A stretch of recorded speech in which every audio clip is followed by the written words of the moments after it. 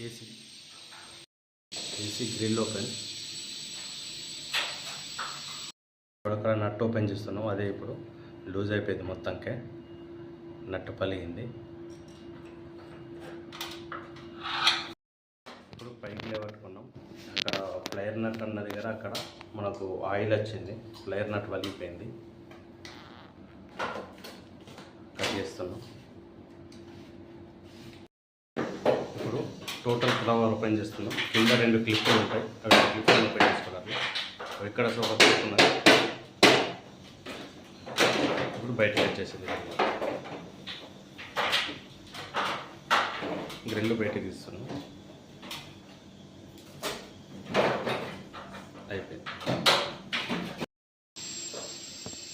నట్లు ఓపెన్ చేసుకుంటున్నాం. పైన కవర్ తీసేసినాం, ఇప్పుడు నట్లు ఓపెన్ చేసుకుంటాం. టోటల్ కవర్ తీయాలంటే నట్లు 7 నట్లు ఉన్నాయి, అట్లా తీసేస్తున్నాం.